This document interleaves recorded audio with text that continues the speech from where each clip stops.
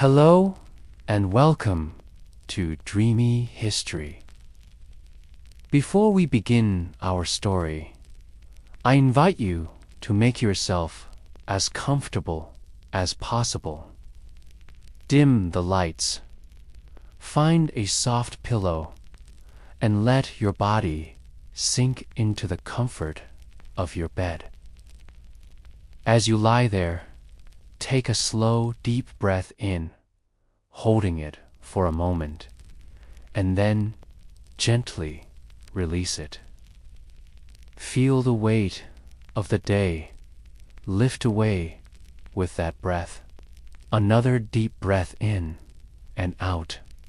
The world outside can wait. For the next little while, we're going on a gentle journey into the past.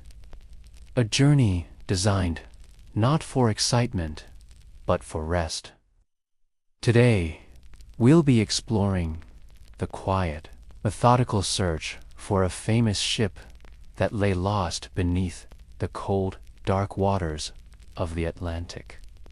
The Titanic. The night is quiet, the world outside your window hushed and still. As you settle deeper into your blankets, let's drift back to April 1912, a time when the Titanic, the grandest ship ever built, slipped beneath the waves of the North Atlantic. But what happened in the years that followed? The story isn't one of swift recovery or dramatic searches. Instead, it's a tale of slow acceptance of a ship swallowed by the deep and 4 decades left undisturbed. In the days after the disaster, the world reeled from the shock. Newspapers blared headlines, survivors shared harrowing accounts, and inquiries were launched to determine how such a marvel of engineering could have met such a fate. Yet, amid the chaos, one question lingered. Where was the Titanic itself? The ocean, vast and indifferent, gave no answer. The initial search had been for survivors, not wreckage. Ships like the Carpathia had scoured the icy waters, plucking the living from lifeboats, but the dead and the ship that carried them were left behind. As months turned into years, the urgency faded. The Titanic became a memory, a cautionary tale, a ghost whispered about in maritime circles. No one mounted expeditions to find her. The technology simply didn't exist. The ocean floor, nearly 2.5 miles down, was an alien world, a place of crushing pressure and perpetual darkness. Even if someone had tried, how would they search? Sonar was primitive. Submersibles couldn't withstand such depths, and the idea of sending cameras into the abyss was pure fantasy. The world moved on. Wars were fought, industries rose, and the 20th century marched forward.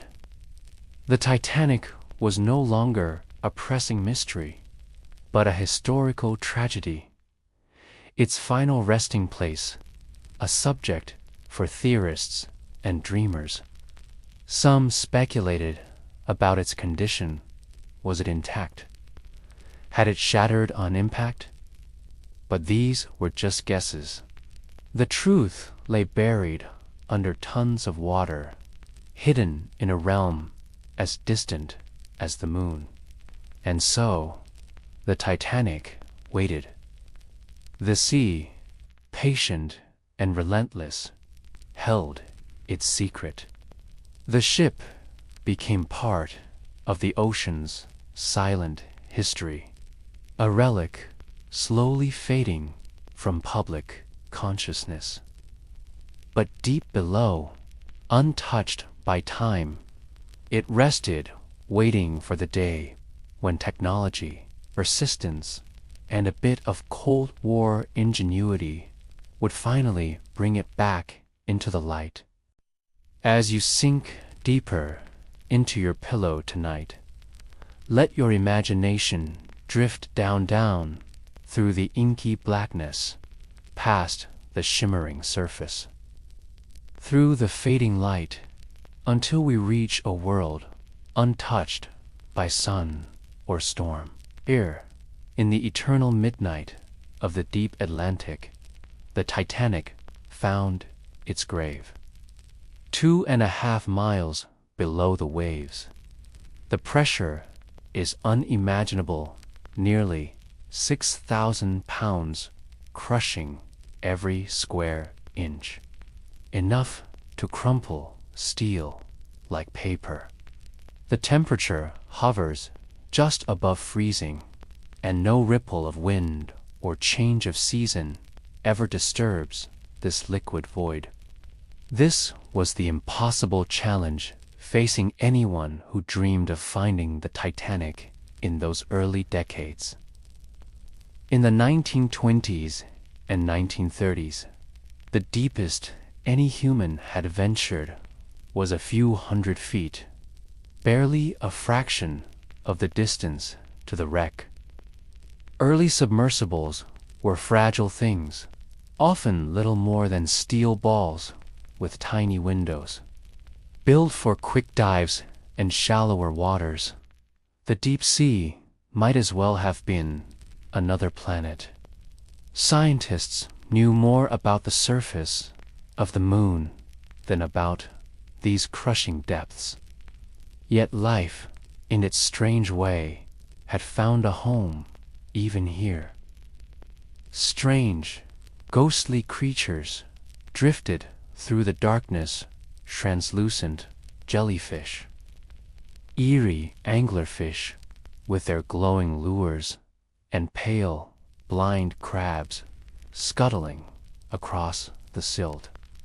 But the Titanic, it lay beyond their reach and ours.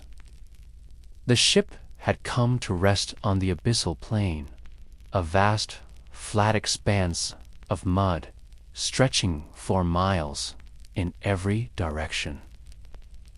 If you could walk across that seafloor, though no human ever has, you'd find it eerily smooth, broken only by the occasional rocky outcrop or the bones of long-dead whales. The few clues scientists had about the deep came from dragging nets along the bottom to scoop up samples. Sometimes they pulled up strange, unknown creatures or lumps of odd minerals. But a ship, even if they'd dragged a net right over the Titanic, they'd have found nothing.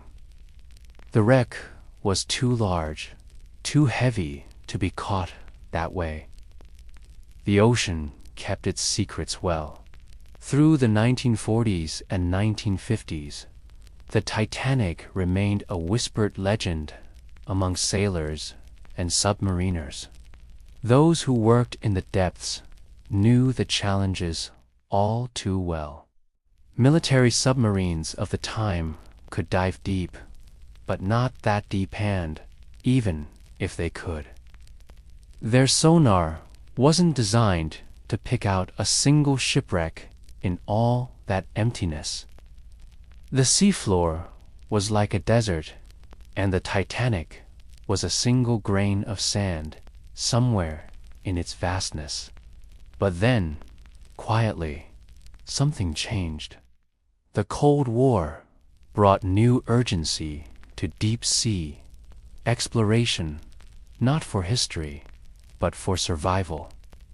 Nations needed to track submarines, to recover lost missiles, to listen for enemies in the dark. And so, slowly, the technology began to catch up to the dream. The deep was no longer quite so out of reach. The Titanic still waited, silent and patient, but now, at last, humanity was learning how to search for it. As you nestle deeper beneath your covers tonight, let's explore how history's most tense political standoff quietly laid the groundwork for one of oceanography's greatest discoveries. While the world anxiously watched the skies for nuclear missiles during the Cold War, an equally important drama was unfolding in the ocean's depths. The same technology developed to track enemy submarines would ultimately lead us to Titanic's resting place, though no one could have predicted it at the time. In the 1950s and 1960s, the U.S. Navy faced an urgent challenge: how to monitor Soviet submarines that might threaten American shores. This military need birthed remarkable advancements in deep-sea technology. Engineers developed sophisticated sonar systems that could map the ocean floor with unprecedented detail. They created underwater cameras that could withstand crushing pressures.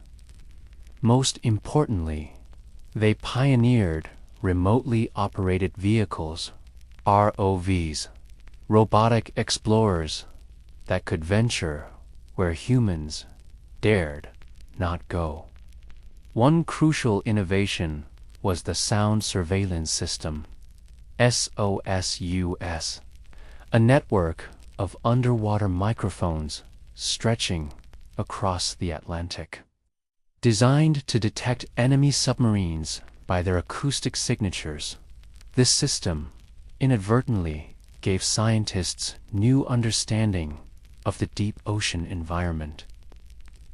The Navy also developed deep-towed camera sleds that could methodically scan the seabed, technology that would prove perfect for searching for shipwrecks. The military's needs drove these technological leaps, but a few visionary scientists recognized their potential for peaceful exploration. Among them was Dr. Robert Ballard, a young oceanographer who understood that these classified tools could revolutionize marine archaeology. While the Navy focused on tracking Soviet activity, Ballard quietly imagined using their equipment to search for lost ships like the Titanic. A pivotal moment came when the Navy needed to locate lost nuclear submarines, the USS Thresher and USS Scorpion. These tragic wrecks, resting in waters nearly as deep as Titanic, became test cases for deep-sea search techniques.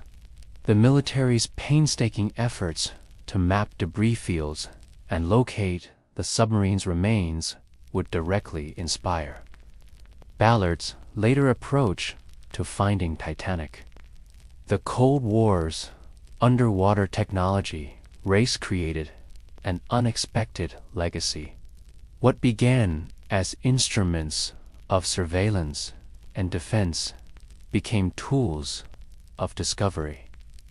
The deep ocean, once as mysterious as outer space, was gradually becoming more accessible. As international tensions slowly eased in the 1970s, some of these military technologies began transitioning to civilian use, setting the stage for one of history's most remarkable archaeological finds. As you settle deeper into the comforting weight of your blankets, let me tell you about a man who refused to let the Titanic remain lost to history. Dr. Robert Ballard wasn't a treasure hunter or an adventurer seeking fame. He was an oceanographer with a quiet determination. A scientist who understood that finding the great ship would require patience, technology, and an entirely new way of thinking about the deep ocean. In the late 1970s, while most of the world had stopped looking for the Titanic, Ballard was just beginning his quest. Working at the Woods Hole Oceanographic Institution, he developed a revolutionary idea. Instead of searching for the entire ship, they should look for the trail of debris that would inevitably surround it. This debris field theory was born from his understanding of marine geology, how objects descend through water and scatter across the seafloor. He imagined the Titanic's final moments not as a single event, but as a slow-motion disintegration, leaving clues across the ocean bottom. Ballard faced enormous challenges. The technology existed, thanks to Cold War developments, but funding was nearly impossible to secure. For years, he patiently wrote proposals, attended meetings, and slowly built support for his vision. The scientific community was skeptical. Many believed the search was pointless, or worse, disrespectful. But Ballard persisted, refining his approach, studying ocean currents, and waiting for his opportunity. His was not a dramatic race against time, but a slow, methodical preparation for the right moment. That moment came unexpectedly through military collaboration, when the Navy approved Ballard's request to test their new robotic vehicle. The Argo, it wasn't for Titanic exploration, but to survey the wrecks of those lost nuclear submarines. This gave Ballard something priceless: real-world experience with deep-sea search technology. As he methodically mapped the debris fields of the Thresher and Scorpion, he was simultaneously perfecting the techniques he would use to find Titanic. The military missions became his proving ground. What's remarkable is how little drama surrounded these preparations. There were no grand announcements or media fanfare, just a scientist quietly assembling the pieces of what would become one of history's greatest underwater discoveries. Ballard understood that finding the Titanic wouldn't be about luck or bravery, but about careful planning and interpreting subtle clues on the ocean floor. While the world slept, unaware, the pieces were gradually falling into place for a discovery that would captivate millions. As your eyelids grow heavy tonight, let's revisit one of history's great misconceptions: the belief that finding the Titanic would be as simple as sailing to its last known coordinates. For decades, would-be explorers made this understandable but fatal assumption. They focused on those final, desperate radio messages sent from the sinking ship, the coordinates that placed Titanic somewhere in the North Atlantic. But the ocean, as we've learned, keeps its secrets in more complex ways. The truth was far more subtle. When Titanic slipped beneath the waves at 2:20 a.m. on April 15, 1912. During this long fall, the massive ship wasn't dropping straight down like a stone. Ocean currents, some as deep and powerful as rivers, carried the wreckage away from its surface position. The ship likely glided underwater for miles before finally coming to rest. They were approximate, at best, calculated by crew members in panic, using celestial navigation under moonless skies. Early searches in the 20th century failed because they treated the ocean floor like a static map. Teams would sail to the presumed location and drop primitive sonar devices, expecting to immediately detect the massive hull. But the technology of the 1950s, 1970s couldn't distinguish Titanic from the natural contours of the seabed. The wreck might have been just a few hundred yards from their equipment, and they would never know. These expeditions would spend weeks at sea, covering mere fractions of the possible search area before running out of time and funding. The deeper problem was one of perspective. Land-based thinking doesn't translate well to the ocean. On land, if you drop something, it stays where it fell. In the deep sea, nothing is ever that simple. The same currents that carried Titanic's lifeboats away from the sinking also dispersed its debris.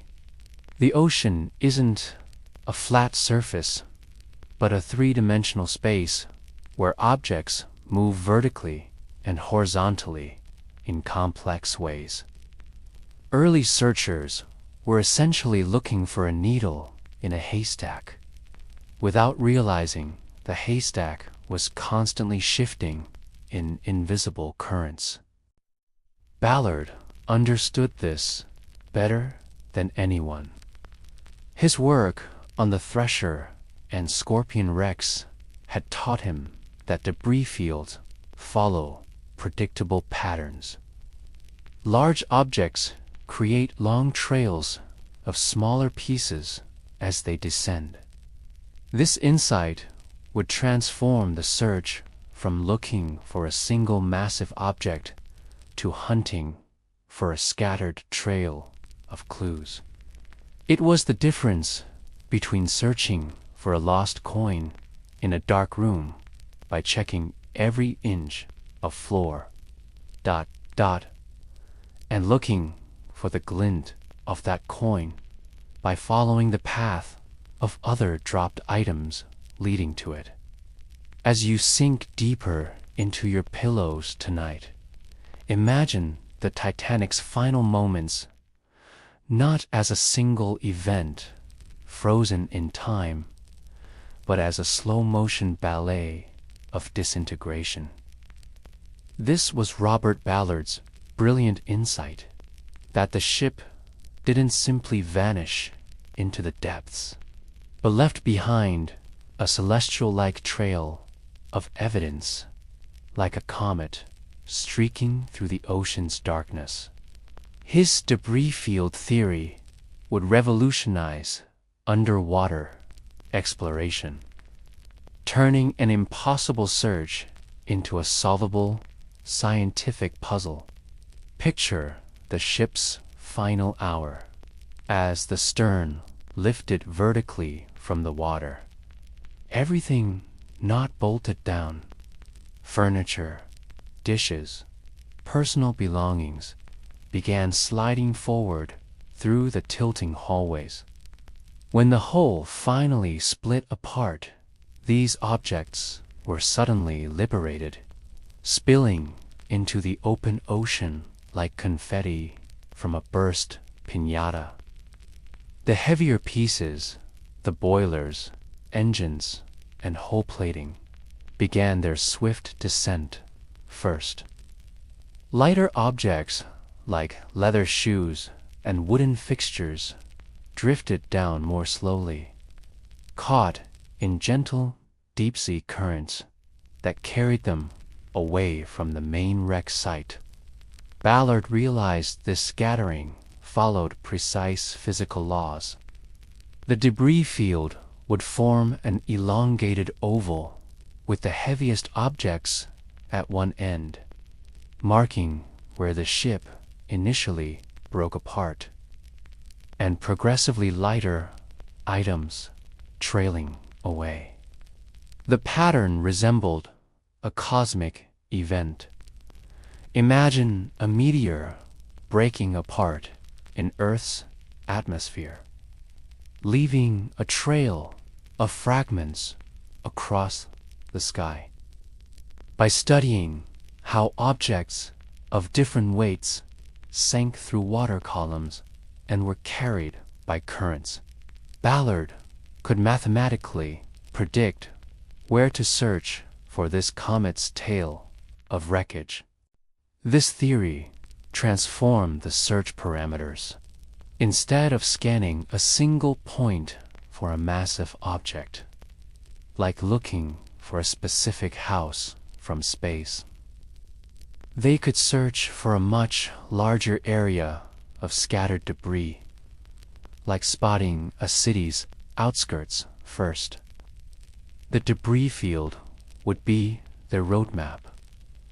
Follow the trail of smaller objects, and it would lead inexorably to the main wreck. Ballard calculated the field could stretch nearly a mile long, making it a far easier target to locate with 1980s sonar technology than the ship itself. The elegance of this approach lay in its patience. Like tracking animal footprints rather than chasing the animal itself, Ballard's method required careful observation and pattern recognition. Each piece of debris they might find, a boiler, a piece of hull plating, even a single china plate, would be like finding a breadcrumb in a forest. Follow enough breadcrumbs, and they'd eventually lead to the feast. As you drift closer to sleep tonight, imagine those silent objects resting on the ocean floor, waiting to tell their story to anyone who knew how to listen. As your breathing slows and the world outside grows quiet, let me tell you about history's beautiful coincidence, how the tools of war became instruments of discovery.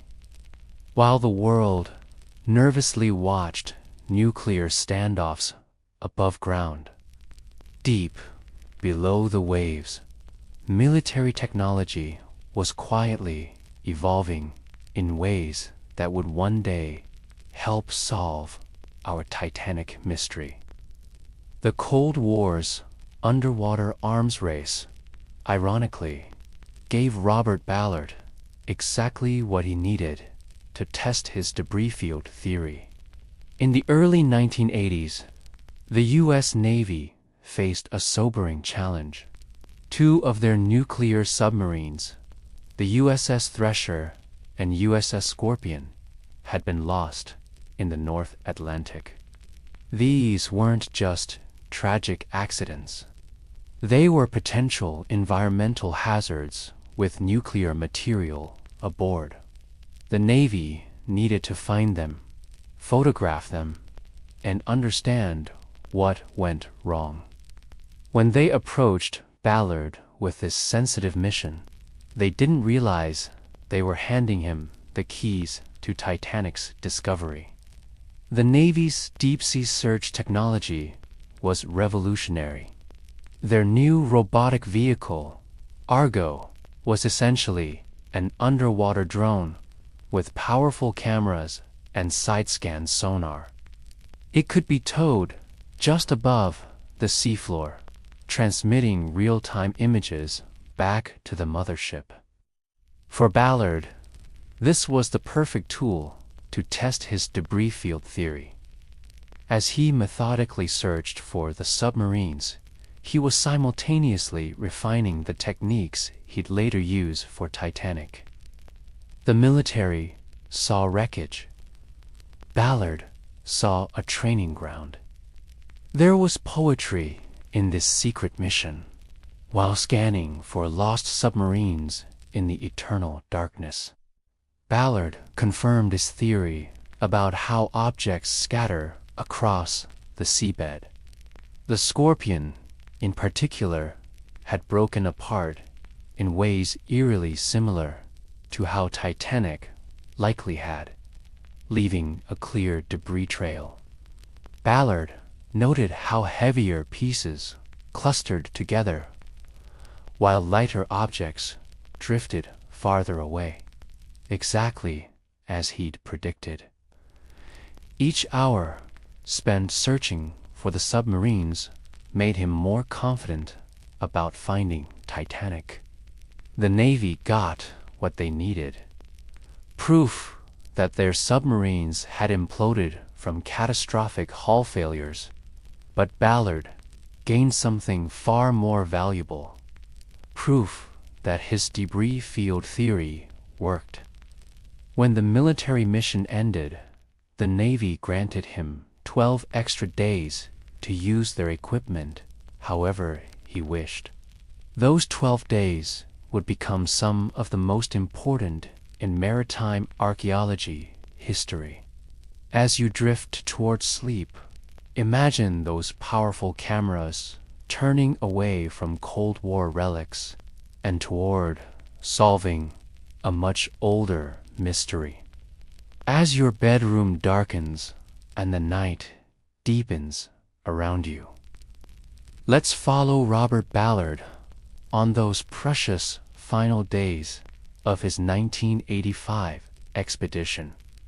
With just 12 days borrowed from the Navy and the Argo system at his disposal, the search for Titanic became a quiet race against time.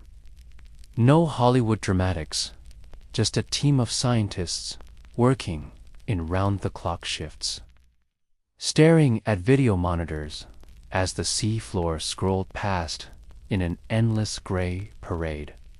The search pattern was methodical, like mowing an enormous underwater lawn. The research ship nor would sail straight lines across the search grid, towing Argo about 100 feet above the seabed. The camera sled's powerful light illuminated only a small portion of seafloor at any moment, creating an effect scientists called the Jason effect, named after the Greek hero who searched for the Golden Fleece. For hours, then days, the team watched nothing but barren mud pass beneath them. The monotony was broken only by the occasional deep-sea creature drifting into view. Ballard had calculated they needed to cover about 150 square miles, an area larger than the city of Philadelphia. With each passing hour, their window of opportunity grew smaller. The team worked in rotating shifts, but Ballard himself barely slept, catching only brief naps in a chair near the monitors. The psychological toll was immense, straining to focus during those long night watches. When the screens showed nothing but featureless ooze, fighting the creeping doubt that maybe, after all this effort, they'd still come up empty. Then, on the morning of September 1st, day 9 of their 12-day window, something extraordinary happened. At 1:05 a.m., as most of the crew slept, watchstander Jean-Louis Michel noticed an odd shadow on the monitor. Then another. Then a field of strange, regular shapes emerging from the murk. The control room quickly filled with scientists as word spread. They'd found a debris field, not just random wreckage, but clearly man-made objects. And then came the moment of truth, the unmistakable shape of a Titanic boiler, its circular form perfectly preserved after 73 years in the deep. The discovery was confirmed with quiet professionalism rather than wild celebration. Ballard later described it as a very solemn, very emotional moment. They'd found not just a shipwreck, but a gravesite. As the cameras continued rolling, more artifacts came into view. Porcelain dishes, a bronze fixture, even an intact wine bottle, still corked. Each object was a breadcrumb, leading them closer to the main wreck. The debris field theory had worked exactly as predicted. As your breathing slows and the night wraps around you like a soft blanket, let us descend together into that eternal darkness where Titanic has waited since 1912. Imagine the scene. Then, out of the gloom, something massive begins to take shape. At first, it's just a shadow darker than the surrounding water, a vague impression of structure where there should only be flat seafloor. As Argo moves closer, the outline grows more distinct, the unmistakable curve of a ship's bow, emerging from the darkness like a phantom materializing from a dream. The video feed resolves to show riveted steel plates, still remarkably intact after 73 years underwater, their edges softened by delicate rustical formations that sway gently in unseen currents. This is Titanic herself. The bow section stands proud on the seafloor, its iconic prow buried nearly 60 feet deep in sediment from the force of impact. The cameras slowly pan across the decks, revealing haunting details. A gaping hole where the grand staircase once spiraled down through the ship. The remains of a crane that once loaded luggage. The circular outline of a skylight that once bathed the first-class dining saloon in natural light. Everything is covered in a fine silt that has settled over decades, giving the wreck an almost ethereal quality, like a building dusted with snow. What's most striking is how the deep has both preserved and transformed the ship. The cold water and lack of oxygen have kept the metal from completely corroding, while extreme pressure has compressed the structure. The wooden decks are long gone, consumed by marine organisms, leaving only the steel skeleton beneath. Yet in places, the ship looks almost ready to sail again. If one ignores the slow-motion avalanche of rusticles creeping across every surface, the work of iron-eating bacteria that are gradually returning the ship to the sea. As the cameras continue their survey, the reality of what they're seeing sinks in for Ballard and his team. This isn't just an archaeological find. It's a memorial frozen in time. The quiet in the control room isn't just professional focus. its reverence. They've become the first people in 7 decades to lay eyes on Titanic, and the weight of that privilege sits heavily on their shoulders. The ship that was lost to history has been found again, not as the glittering jewel of 1912, but as a haunting underwater monument to human ambition and nature's irresistible power. As you settle deeper into your pillows, let your mind drift back to that remarkable discovery moment. The initial euphoria of finding Titanic's bow soon gave way to an even more profound realization. The ship they'd imagined as a single, intact wreck was actually lying in 2 massive pieces, separated by nearly 2,000 feet of ocean floor. This revelation would rewrite history, confirming what some survivors had claimed but was long dismissed as trauma-induced confusion. Following the debris field from the bow section, the team slowly maneuvered Argo toward what they initially thought might be scattered wreckage. Instead, the cameras revealed an apocalyptic scene. The stern section lying in complete devastation. Its metal twisted and flattened like a crushed soda can, where the bow remained eerily recognizable. The stern was nearly unrecognizable as part of a ship. The violent forces that had torn Titanic apart were frozen in this grotesque metal sculpture at the bottom of the Atlantic.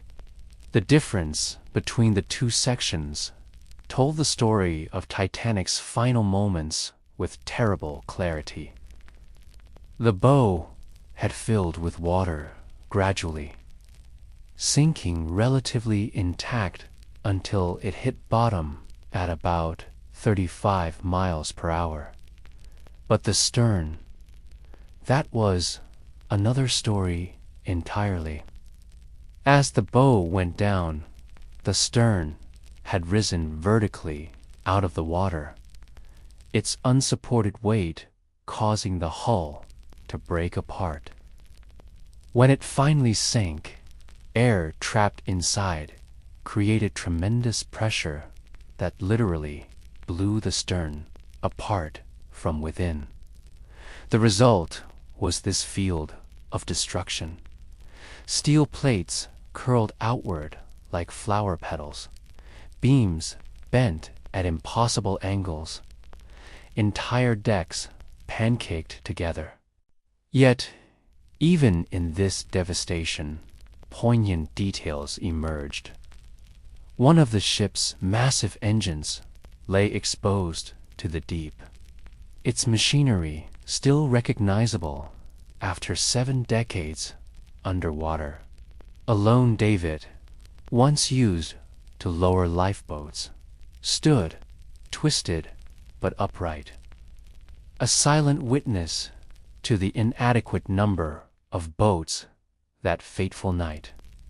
The team noticed how personal items were scattered around the wreck. Leather shoes, remarkably preserved by the deep sea's chemistry, their laces still tied by hands long gone. Each object told a silent story of that final, desperate hour. The discovery of the 2 sections settled a historical debate that had raged for generations. Survivor accounts had varied wildly. Some insisted the ship sank intact, others described it breaking apart. The official inquiries had dismissed the breakup claims, but now the wreck itself delivered its verdict.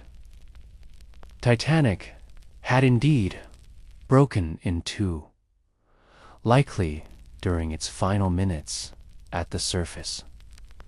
with the stern section bobbing briefly before its own catastrophic descent. As you drift toward sleep, imagine that terrible moment when the unsinkable ship finally surrendered to the sea, its lights blinking out as the two halves began their long fall into history. As sleep gently tugs at your consciousness, let me guide you through Titanic's debris field, not to the grand structures of the ship itself, but to the small, heartbreaking artifacts that make this tragedy deeply personal. These silent witnesses tell stories no history book could capture, each one a frozen moment from that final night when ordinary objects became relics of lost lives. The cameras revealed a haunting landscape of everyday items scattered across the ocean floor. A cluster of champagne bottles, their corks still intact, lay together as if waiting for a celebration that never came. Fine china plates bearing the White Star Line logo rested in the silt, their gold leaf detailing still visible after decades underwater. Most poignant of all were the pairs of leather shoes, some standing upright, others lying side by side, marking where bodies had once come to rest before being reclaimed by the sea. The tannins in the leather preserved them like time capsules, while the surrounding organic materials had long since dissolved. Among the most remarkable finds was a child's porcelain doll's head, its painted face still eerily lifelike. Nearby, a man's bowler hat retained its shape, resting atop the sediment like its owner had just placed it there. These weren't just artifacts, they were fragments of interrupted lives. A hairbrush here, a pocket watch there, each object carrying echoes of its owner's last moments.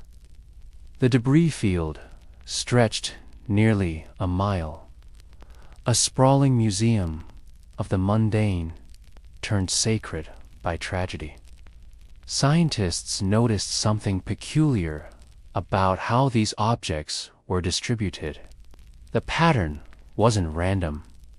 It followed the physics of the sinking. Heavy metal objects, like the ship's boilers, marked where the breakup began. Lighter personal items had drifted farther, carried by currents as they slowly sank. This distribution became a map of the disaster's final minutes, allowing researchers to reconstruct events with startling accuracy. Even the sediment patterns told stories. Ripple marks showed where powerful water jets had blasted through as compartments collapsed during the descent.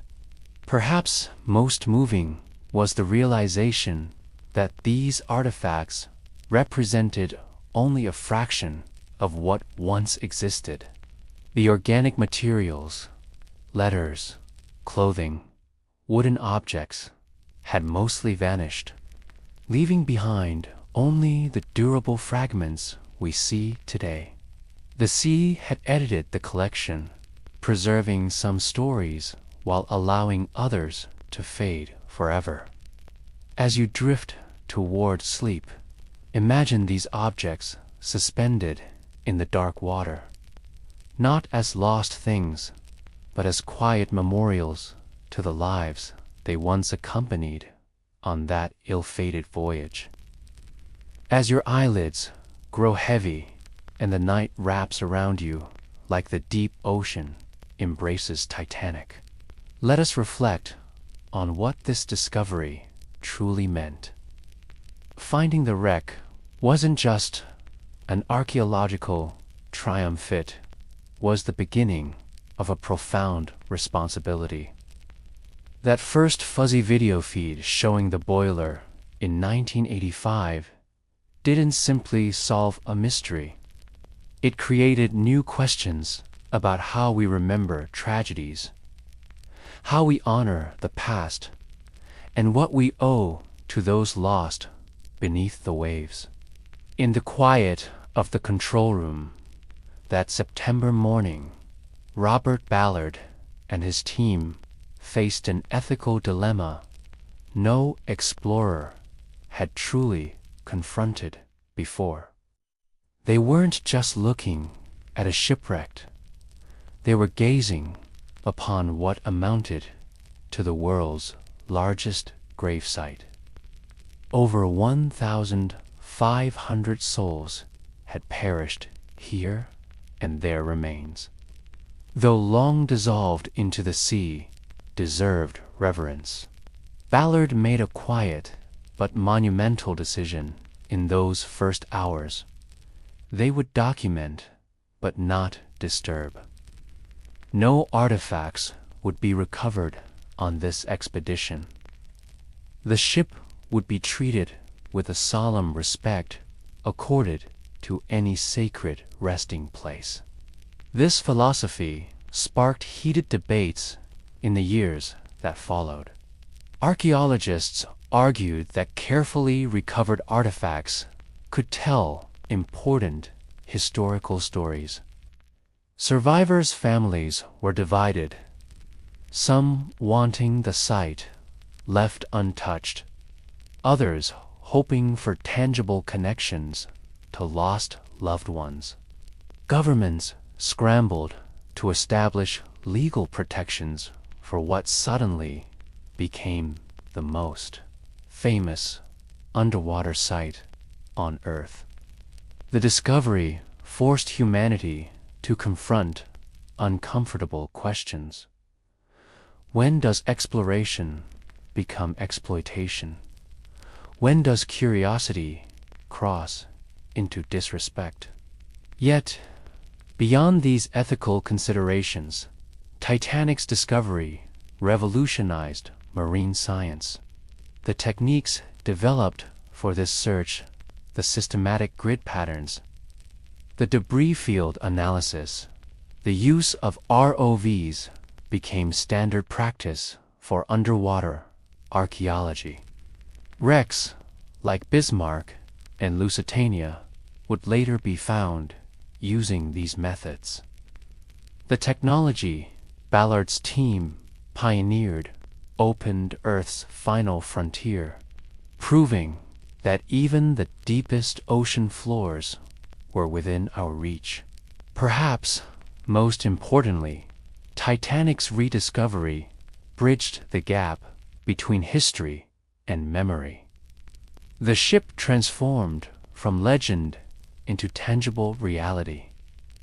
Those rusted railings and scattered shoes made the tragedy real in ways books and films never could.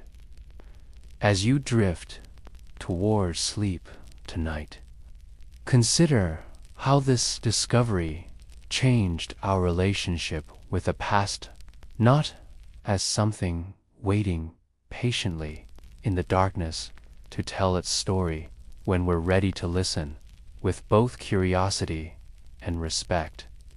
As you nestle deeper beneath your blankets, let me tell you about the quiet, bureaucratic revolution sparked by Titanic's discovery.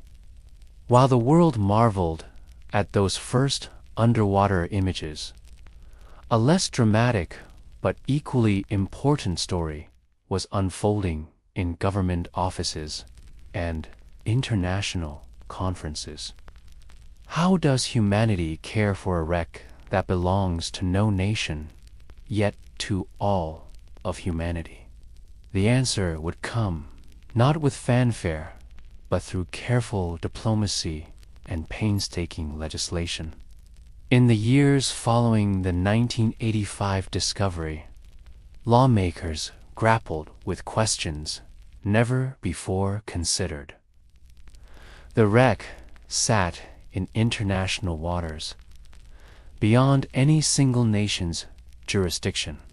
Yet, its historical and emotional significance demanded protection. The solution emerged through what oceanographers jokingly called the paperwork dive, the crafting of the RMS Titanic Maritime Memorial Act of 1986. This American legislation, later mirrored by international agreements, established the wreck as a memorial site rather than a salvage target. The process moved with the slow, inevitable pace of ocean currents themselves. Negotiators from the US, UK, Canada, and France spent years hammering out delicate compromises. Should artifacts be recovered? If so, by whom and under what conditions? How could the site be protected from looters while allowing legitimate research? The resulting guidelines were revolutionary, requiring that any expedition demonstrate scientific merit, preserve artifacts, context, and treat the site with reverence. Meanwhile, the ocean continued its own quiet work. Even as lawyers debated, bacteria were consuming the ship at a rate scientists could now measure. The famous rusticles, those delicate, icicle-like formations of iron-eating microbes, were transforming 50,000 tons of steel into liquid minerals at a rate of about 400 pounds per day. Titanic was becoming part of the sea that claimed her in a process both beautiful and heartbreaking. As sleep draws nearer, consider this paradox. The same depth that preserved Titanic for 73 years is now reclaiming her. Our human efforts to protect the wreck must race against time itself, the quick ticking of a clock. But the slow, patient metabolism of the deep ocean.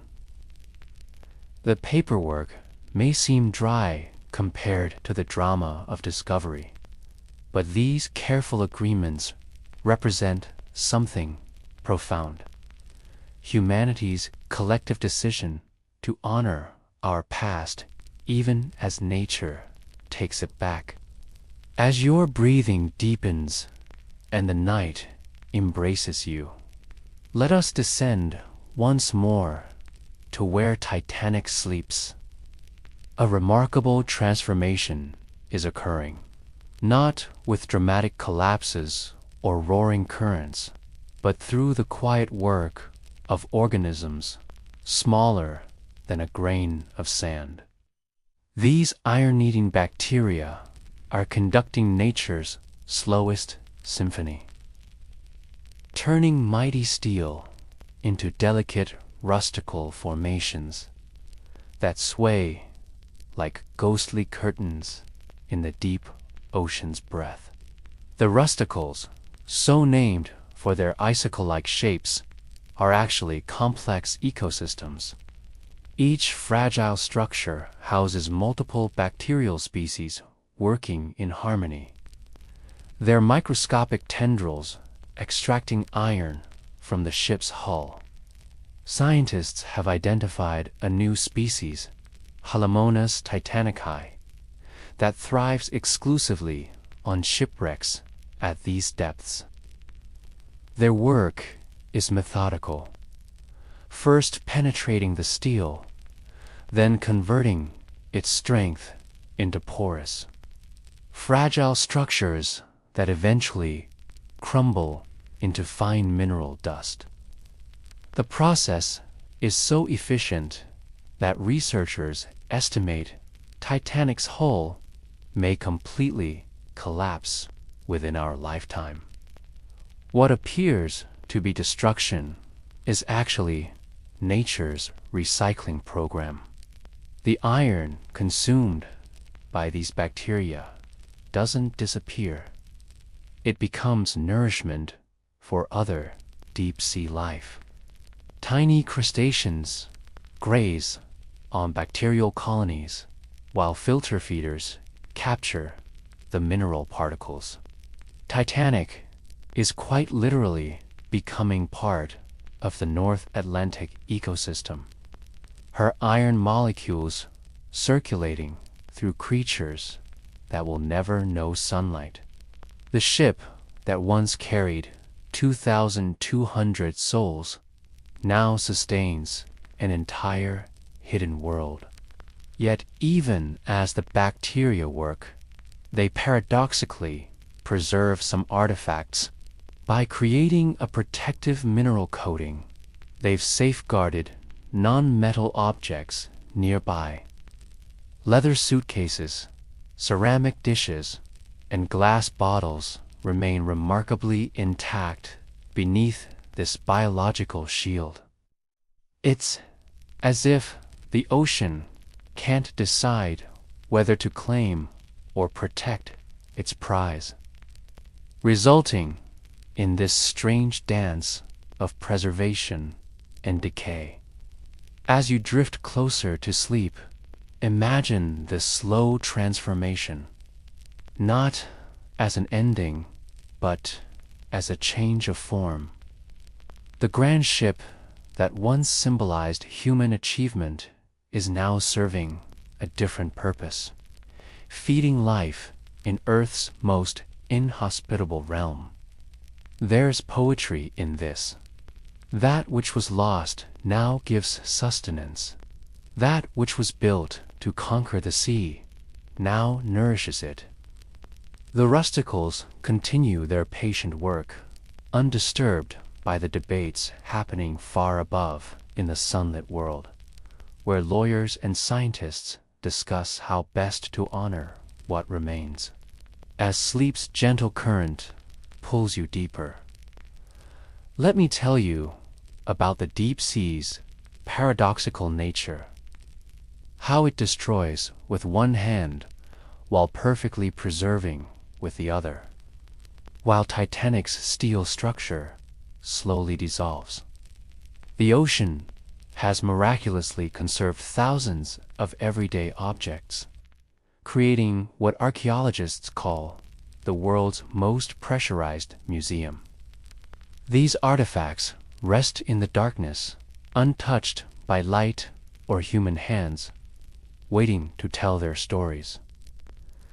The secret lies in the deep sea's unique environment and contains minimal oxygen conditions that dramatically slow decay. Leather suitcases stand upright, their contents protected like Russian nesting dolls. Pages of books remain legible under their mineral coatings. Even organic materials like clothing and paper normally, the first to disappear, survive when buried in sediment. Scientists have recovered perfectly preserved perfume vials whose scents remained intact after a century, and handwritten letters whose ink hadn't faded.